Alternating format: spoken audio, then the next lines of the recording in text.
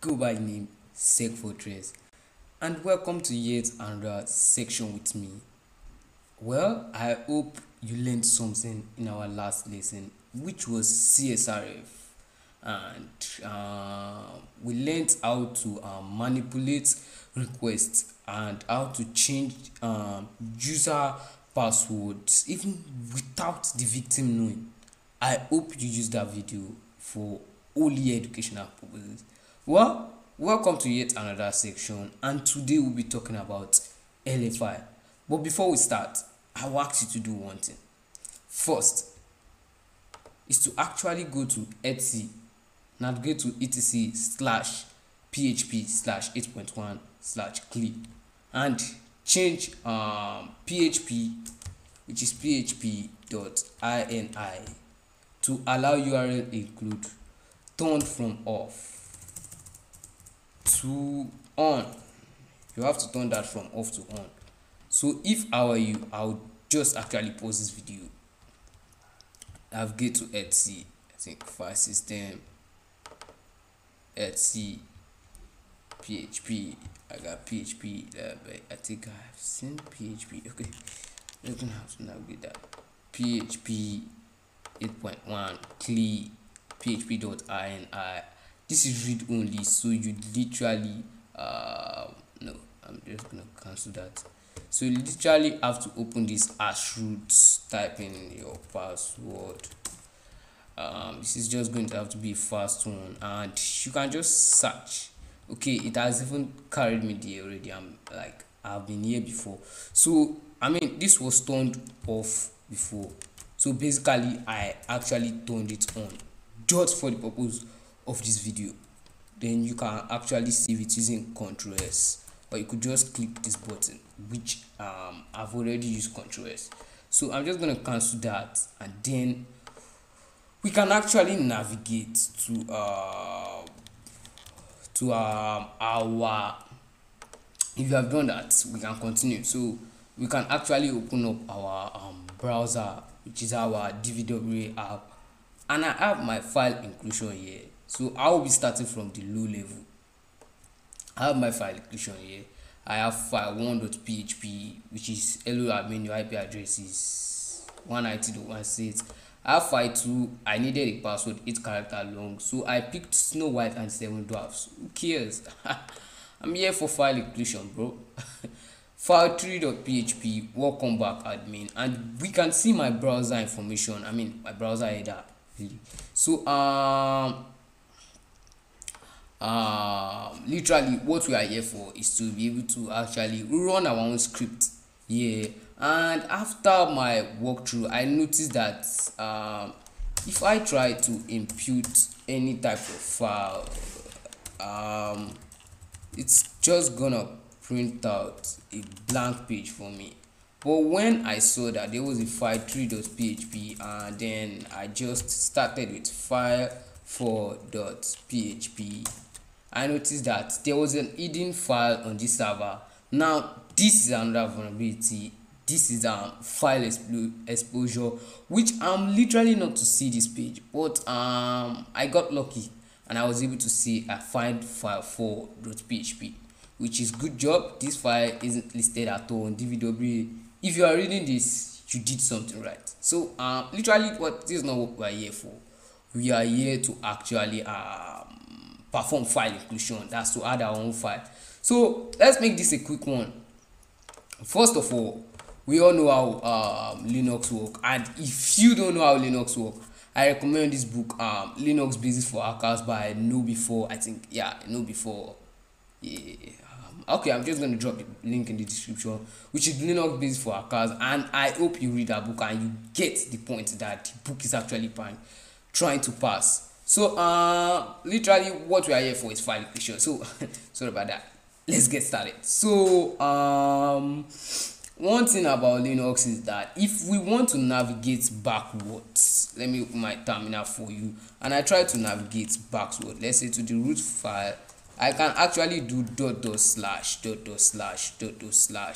and click enter. Unfortunately for me, this was turned from something like, I don't know this sign, but we all can see difference between a slash and this sign. And if I click ls, I can see that I'm actually in the root folder. So I mean the system folder of my OS. So literally that is the same thing we're actually going to do here. We are just going to do dot slash as much as we can. I mean you can include as much wait as much dot slash you can, and we can do etc slash password, since we know that that is the default page that DVWA stores their password. And we can see files, we can see passwords of different user and their hash. We can see we can see sec fortress. Yeah, we can see fake fortress. We can see our user here. And I think if I try to inspect or view page source, I can see www.data, I can see prosy, I can see USCP, I can see news, I can see mail, I can see root. And you know, these are things I am actually not meant to see. So I'm just going to navigate back. So literally this is this for this. We are able to see files that we are not literally meant to actually see. So I'm just gonna have to increase the level to medium and see if that still actually works. So I'm just gonna carry that to medium. DVWA security, take that to medium, submit that, and go to file inclusion, and let's see if that actually works. We can just do the slash,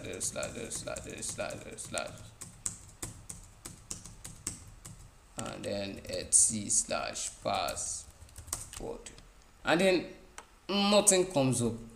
I guess something or some kind of filtering policies were implemented because we actually raised the level. Let's just try to view source, and then we can actually see here that okay, I'm just going to compare all levels, and we can see that in low there was no filtering here. Literally no filter was added here in low. And if we come to the medium level, we can see that there was a filter here, and they actually filtered out dot slash and dot slash. Wow, I mean dot black quote slash literally, but they did it without dot I mean forward slash. What about we try it like that and then see what we can actually get? So this time I'm just gonna have to print out the default Apache page, which is my my default Apache page, which is 127.0.0.1. So literally I'm just gonna use dot slash, and then dot slash once more. Oh, and then 127.0.0.0.1, and then enter. Still nothing. Okay, let me try doing that for etc slash password maybe. Okay, so it got printed out, but when we just tried dot slash, I mean we didn't get any result. But when we tried dot slash, now this is improper filtering. They did the filtering by word. They did not actually sanitize all inputs. Like all inputs were not actually sanitized, no proper sanitization. And then we could also perform LFI, which is local. I mean there are two types of file inclusion attack, which is the remote file inclusion and local file inclusion. For this video I'll be performing the local file inclusion, and I'll be adding my own file to this server.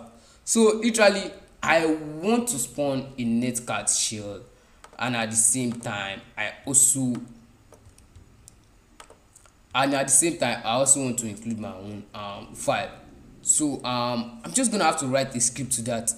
So literally I'll just open up my folder, navigate to var www.html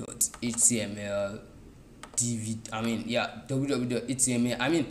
Everything that we actually are running got executed here. So this is the place where I'm actually going to write my script, and I'm actually going to have to open it as root in order to add files. So once that is done, I could just create a new empty file and then call it arc.php. Okay, let me just name that lfi.php create. And once that is done, I could actually open it and then try to create my own .php script that actually runs netcat when it gets executed on my web browser. So literally, let's just go to the point, and then I have my backward parentheses, and I have my question mark, then php, enter, and I can just try to do cmd. Okay, I could just try to put the $sign and then cmd equals to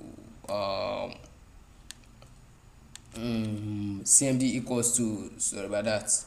Oh no, nc, our nc command, which is 127.0.0.1, that is our localhost IP address, and then 1234. Remember, I call it a local file inclusion. So I'll just create a function, which the function is cmd, and then I'll just try to tell it what to actually execute after spawning the connection, which is bash.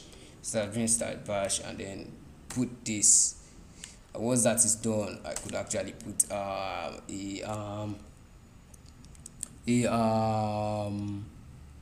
okay, I could actually put a semicolon, and once that is done, I could just do the system function in order to call cmd, in order to be able to read every script that was imputed into this function. So I'm just going to call cmd. Okay, I'm just going to do, okay, I just have to change that to my name, which is Ola. You can actually name that anything you actually like, and then Ola, and then bracket, and then a semicolon once more.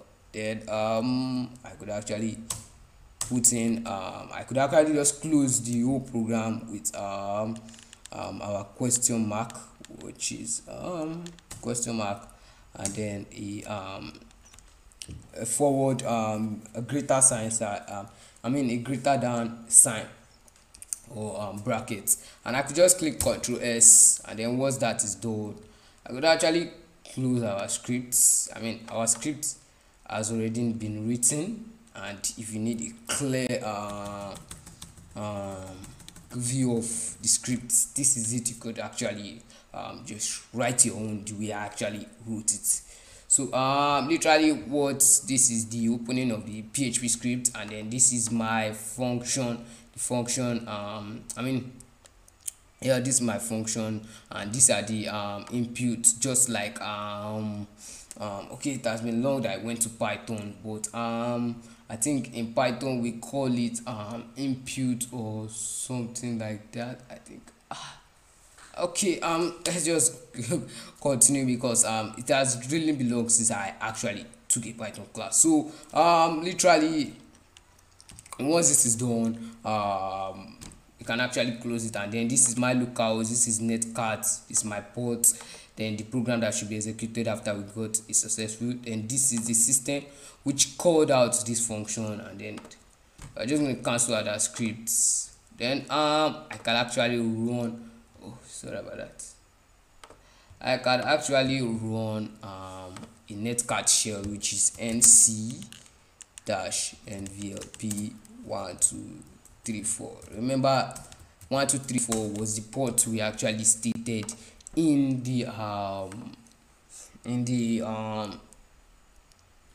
our script. So we said here that if you view source, we said here that we're just going to compare all levels. In the medium level, we saw that HTTP and HTTPS could actually sanitize. So anything belonging to HTTP and HTTPS should actually not be executed. So literally, what am I going to do then? I just have to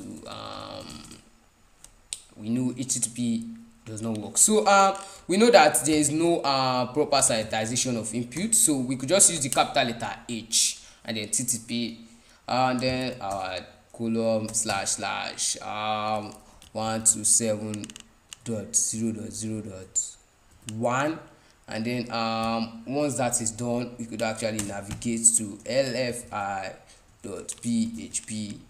and then once we click enter, okay, let's check if the shell was, oh whoa, we got the shell successfully. I mean, we got a reverse shell. So if I do ls, I can see lfi.php, which is actually there already. That means we actually have our file on this server. Wow. Now if I just try to cut lfi.php, I should be able to see our script, which is the script I actually wrote on my host system.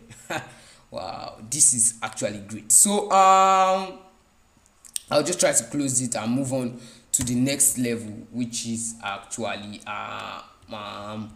DVWA security. I'm just going to move on to I submit this and then go to file inclusion. I think now if we also view source, we should be able to see that there are some advanced implementation because the security level just got high, and we can see actually here that input validation is that include.php, anything except from include.php should actually not be executed. But if we include file, we could actually get something. If nn match file, we could actually get something if we actually include file. I mean, let's try that out. So literally what I'm just going to do is I'm just going to have to change this, and let's see if we actually include file, something could literally happen. //